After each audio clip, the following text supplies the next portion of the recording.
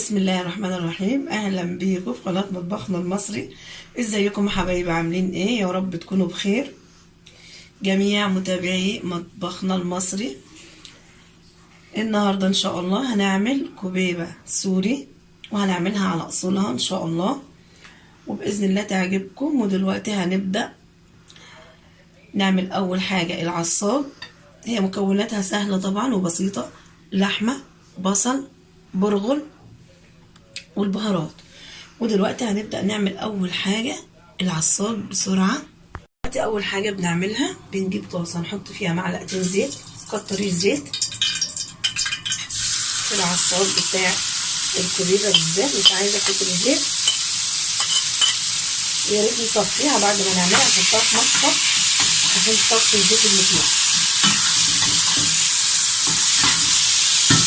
بنقلب البصل تقلبتين كده قبل ما نضيف اللحمة. نحط البهارات، بهارات لحمه، فلفل اسمر وملح. عايزه تضيفي شطه براحتك، عايزه تضيفي بابريكا برضه براحتك.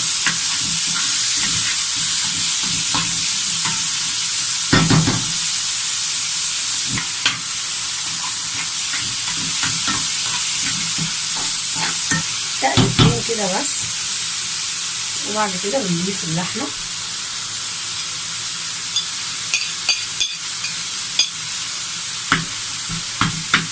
هكمل العصاج ونرجع ان شاء الله. بسم الله الرحمن الرحيم. ودلوقتي انا عملت العصاج اهو. دلوقتي خلاص فاضل المرحله التانية اللي هي بتاعه البرغل. ده كيلو برغل، وهنا 300 جرام لحمه حمراء ما فيهاش اي دهون، وانا جايباها اصلا مفرومه واديتها ضربتين في الكبه. وده بصل برضو فرماه في الكبه ناعم، ومعلقتين نشا، ومعلقه ملح، ومعلقه فلفل اسمر، ومعلقه بهارات لحم. وهنبدا دلوقتي نشوف هنعمل ايه مع بعض. ودلوقتي انا هغسل البرغل واصفيه وارجع لكم نكمل مع بعض. ودلوقتي انا غسلت البرغل يا دوبك كده، عومت اللي فيه عشان لو في اي قشايه ولا اي حاجه تعوم على الوش، بس كده. وبنصفيه، ما بتطوليش عليه في الميه عشان ما بيتنقعش، بس اهو كده. ودلوقتي هاخد البرغل وافرمه في المفرمه هو والبصل اهو.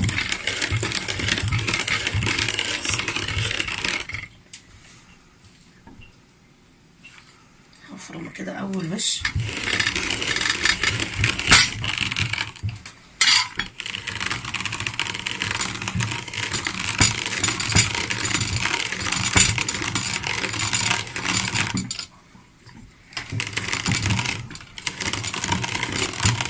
ولو ما عندكيش المكنه دي ممكن تفرميه بالكبه، بس الكبه مش بتنعم يعني قوي زي المكنه، بتاخديه كذا وش فيها.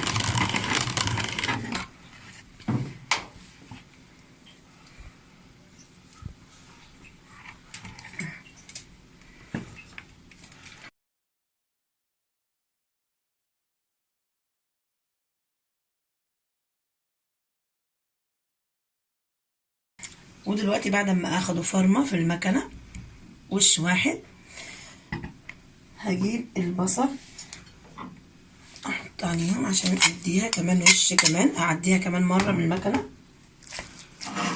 والبهارات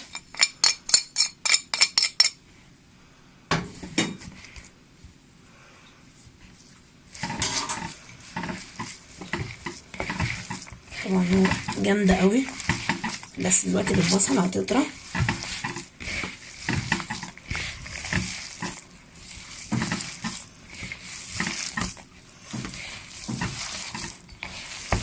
ولسه طبعا ما ضفتلهاش اللحمه، هعديهم في المكنه كمان مره.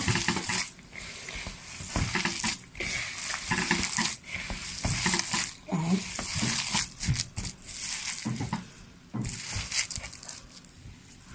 طبعا ده بتاع الوش الاولاني، اخلصه بس كده.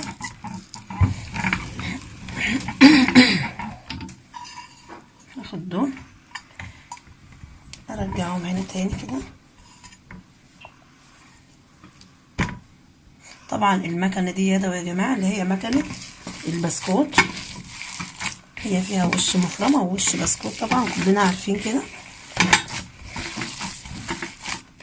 فاللي عنده مكنة بالكهرباء طبعا بتكون افضل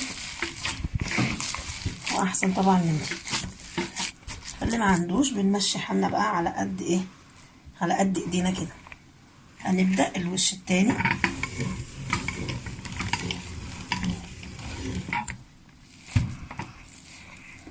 باخد بالحتة كده واحطها في المكنة. الوش التاني بيبقى اسهل يا جماعة لان البصل بيطريها حبة.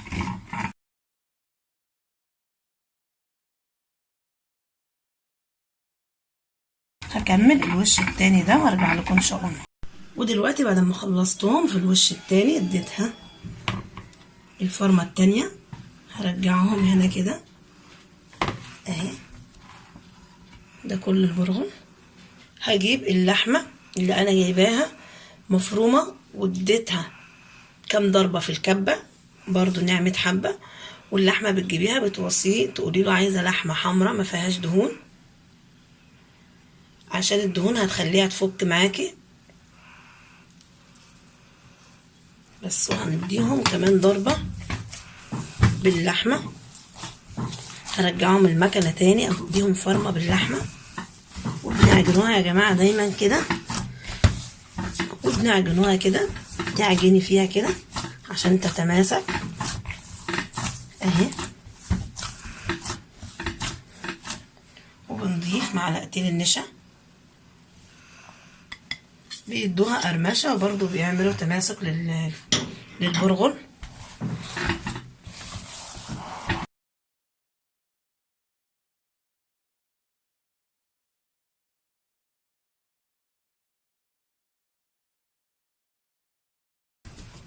بس كده. وهاخد بالحتة كمان اغسل ايدي بس. ودلوقتي هديها الوش التالت.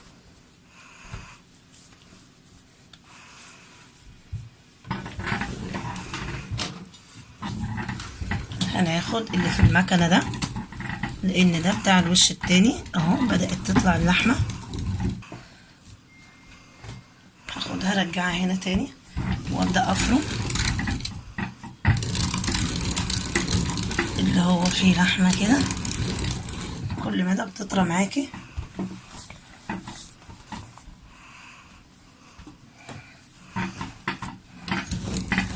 اهي.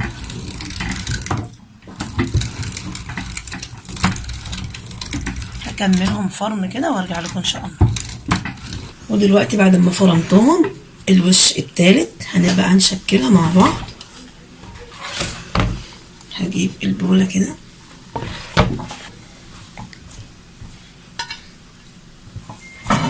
اهي كده خلاص. هنبدأ نشكلها مع بعض.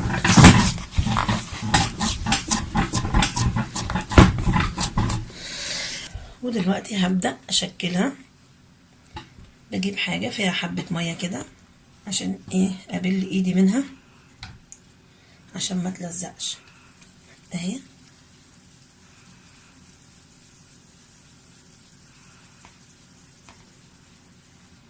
اهي كده كورة. وبعدين هبدأ افتحها كده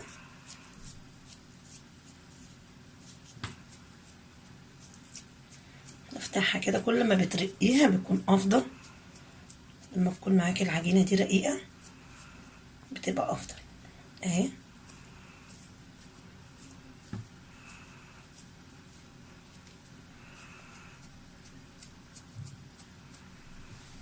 وبعدين هجيب العصاج واحط جواها كده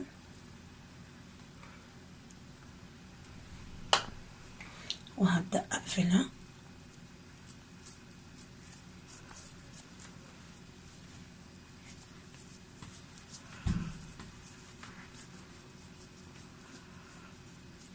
اهي كده. وهبدأ اعملها من الناحية التانية برضو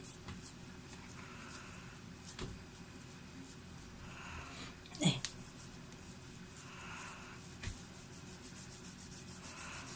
كده. نفردها حبة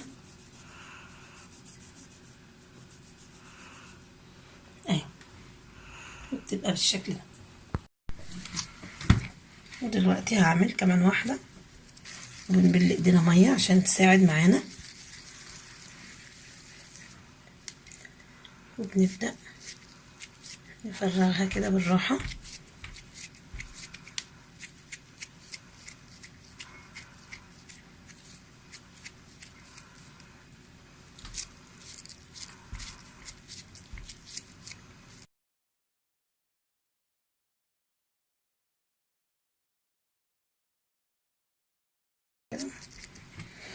وهجيب العصار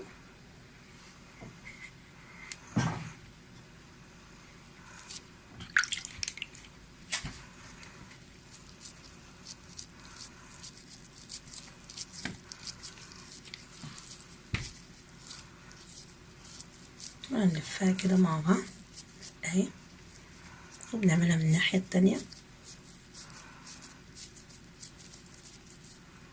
اهي كده، ونحاول نفردها بقى حبة.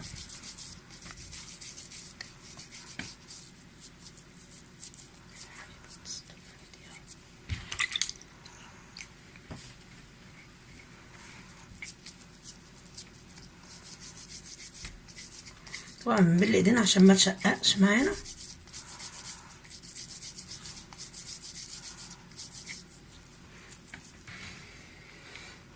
هكملهم بنفس الطريقة وارجع لكم ان شاء الله. ودلوقتي بعد ما خلصتهم هنبدأ نقلي فيهم ان شاء الله.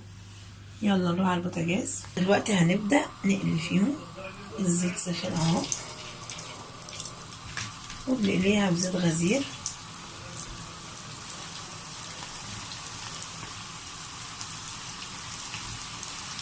وما بنقلبهاش الا لما تحمر عشان ما تفكش معاكي.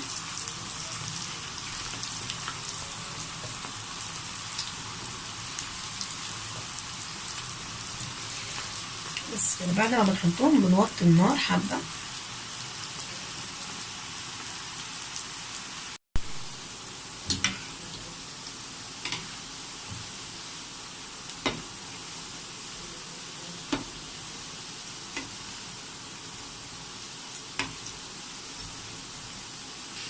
وبنسويهم على نار هاديه كده، وهنشوفهم لما يطلعوا ان شاء الله.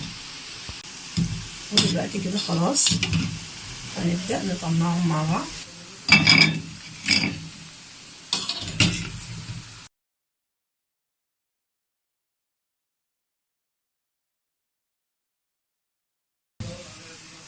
هكملهم بنفس الطريقة كده وارجع لكم ان شاء الله.